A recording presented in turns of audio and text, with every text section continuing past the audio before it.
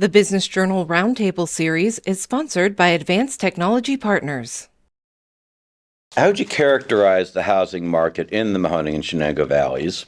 Is there reason for optimism? Is there ample inventory across different prices and types of homes? Well, let's start where I do think that we now do have ample inventory. And statistically, even nationally, we do have, the homes are staying on the market longer, which is now increasing inventory. I'd like to see more properties on the market. I think that there is a little bit of a lag, only because of interest rates and pricing right now.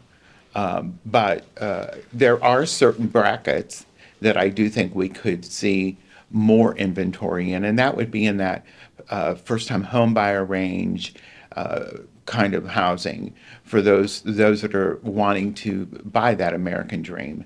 And that's something that I think we need to be looking at is affordable housing. So in that probably starter range, I'd like to see a little bit more of those homes coming on the market or being constructed.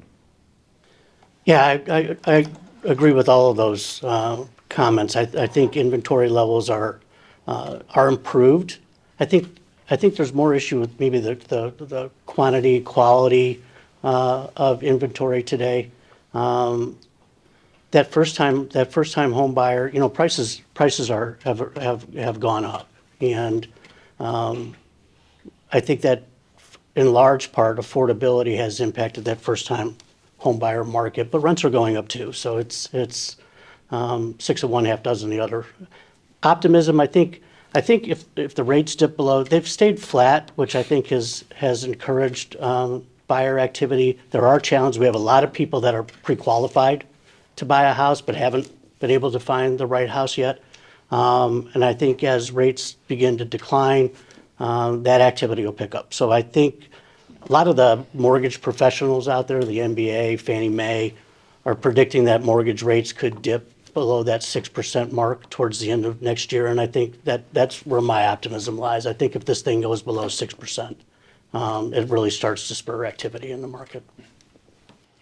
In addition to that, and interest rates lowering, that's obviously going to stimulate things. But optimism. I mean, let's face it. Our local region, we have a lot to be excited about, hopeful about. Local economy, a lot of growth coming, and the buzz on that is huge population growth. And that is going to be the game changer. If that happens, and to the extent of what we're talking, then we are going to be in a housing crisis. We're going to need employees. We're going to be in housing. If we have the potential growth around here that we're talking about, then yes, we may be facing a housing crisis, and a very large economical growth. Which I think you hear the national stories, what the real estate market does, but I think we're very unique because I don't think nationally what happens in a real estate market or anything is a reflection of our local economy and our local growth. So that's what I see going forward. Yeah, I agree. I mean, nationally you hear about, prices dropping.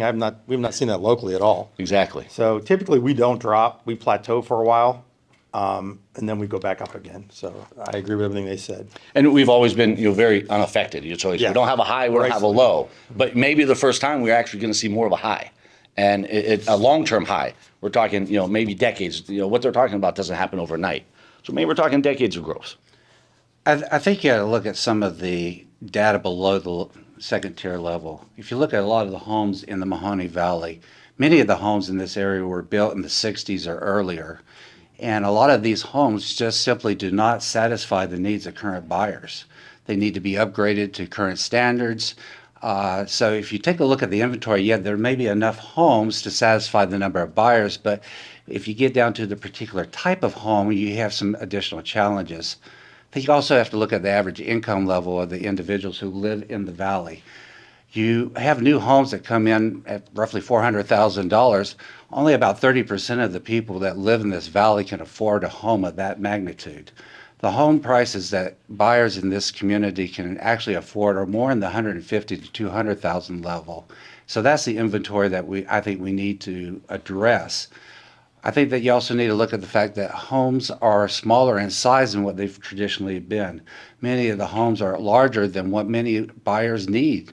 A lot of the home buyers today are in the 2 to 3 individuals within a family unit, and they don't need the homes that were built for 5 and 6 or more people that live in the home. So I think we need to look at some of those statistics that are just underneath the level of how many housing units are available to the number of buyers that we have.